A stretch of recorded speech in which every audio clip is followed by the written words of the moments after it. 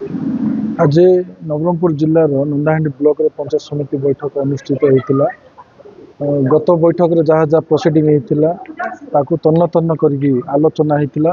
और line department समस्त अधिकारी तार उत्तर रखी जो जो जिनस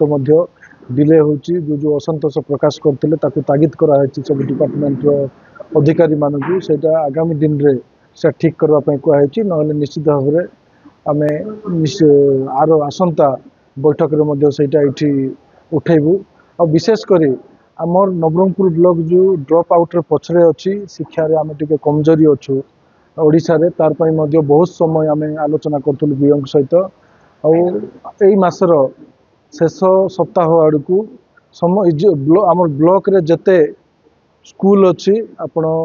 मंगल विभाग रो कहंतु कि एजुकेशन रो मास डिपार्टमेंट रो कहंतु मास स्कूल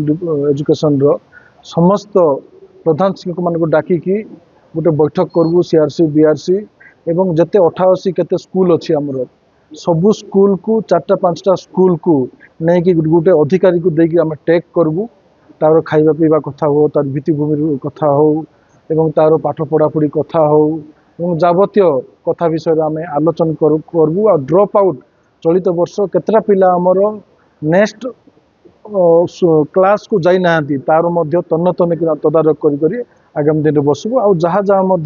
एबे जो प्रोसीडिंग होती जदि न हो आगामी दिन में आलोचना करूँ मास एजुकेशन माननीय मंत्री सहित कथा होती विशेषकर सब उठे नंदाहांडी ब्लॉक नंगला अंटाल स्कूल